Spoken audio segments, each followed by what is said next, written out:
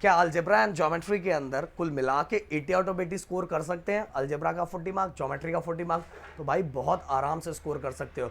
But ये score करने के लिए आपका जो रास्ता होना चाहिए, जो अभी चल रहे हो वो रास्ता सही होना चाहिए। पता चला कि आप यहाँ का कुछ सुन रहे हो, वहाँ का कुछ सुन रहे हो, और जिससे सुन रहे हो उसको भी, उसने भी कुछ इतने सालों में खुद कुछ अच्छे से नहीं किया, बस आपको ज्ञान देते जा रहा है। तो भाई मैं आपको बता रहा हूँ, इतने सालों से इतने सालों को ऑफलाइन बैच रन करने के बाद, इतने बच्चों को पढ़ाने के बाद, जो चीज़ें मैं बता रहा हूँ, तो उन चीज़ों को प्लीज़ आप ध्यान से सुनना। ये आपको बहुत ज़्यादा हेल्प करेगा अगर आपको 80 आउट ऑफ 80 स्कोर करना है।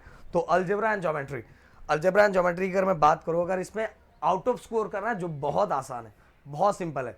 ये 12th के मैथ की तरह नहीं है कि उसमें आउट ऑफ निकालना है, बहुत सारे बच्चों की हालत खराब हो जाती है। यहाँ आप आराम से स्कोर कर सकते हो। और ये स्कोर करवाने से पहले लोग बोलेंगे भाई सबसे पहले ना तेरे को हॉट क्वेश्चन करना पड़ेगा, अगर हॉट क्वेश्चन नहीं किया तो तू पूरा मार्क्स नहीं निकाल सकता। मैं आपको सबसे पहले सजेशन दूंगा कि अगर आप इस वे में जा रहे हो, सबसे पहले आपका टारगेट होना चाहिए प्रैक्टिस सेट। आपका प्रैक्टिस सेट खत्म हुआ, ठीक है, हर क्वेश्चंस एक, ये नहीं कि यार ये छोटा क्वेश्चन ये मेरे को आता है, हर क्वेश्चंस की प्रैक्टिस जम के करनी है, जितना प्रैक्टिस सेट में जितने क्वेश्चन दिए। ओके, प्रैक्टिस सेट खत्म होने के बाद देन इसके बाद solved questions. Okay, solved questions आपको करना है, सॉल्व्ड क्वेश्चंस, समझ है? मैंने अनसॉल्व प्रैक्टिस सेट में कर लिया, देन सॉल्व क्वेश्चन। ये दोनों होने के बाद देन इसके बाद गाइस आपको बढ़ना है प्रॉब्लम सेट की तरफ। देन आपको प्रॉब्लम सेट की तरफ बढ़ना है। प्रॉब्लम सेट, ये सॉल्व क्वेश्चन हो गया। सॉल्व क्वेश्चन मतलब पता ना, एक्सरसाइज के पहले जो क्वेश्चंस दिए रहते हैं।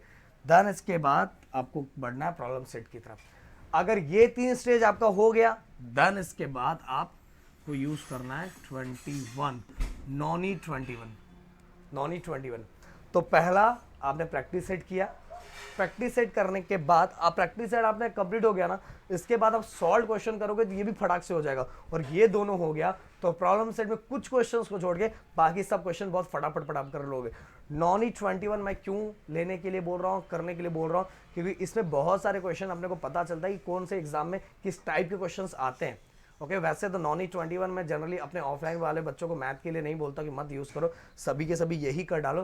बट अगर जिसको किसी को एक्स्ट्रा प्रैक्टिस करनी है तो फिर ये आप ये कर सकते हो। पर ये उठाओगे तो आपको सभी यही सब क्वेश्चंस दिखेंगे जो आराम से सॉल्व कर लोगे, तो आपका कॉन्फिडेंस यहाँ बूस्ट हो जाएगा। ये होने के बाद गाइस कम से कम 4 पेपर आपको क्या करना है, जो प्रीवियस पेपर होंगे, 4 मतलब 2 पेपर, 4 पेपर बहुत हो जाता है, हाँ चलो 3 पेपर आपको क्या करना है, 3 पेपर आपको क्या कर लेना है, प्रैक्टिस करना है। प्रीवियस ईयर्स जो क्वेश्चन पेपर है उनकी 3 पेपर की प्रैक्टिस कर लेनी है। अगर ये चीज आप कर ले रहे हो तो भाई 80 आउट ऑफ 80 बहुत आराम से स्कोर कर लोगे। और ये हॉट दिमाग से हटा दो।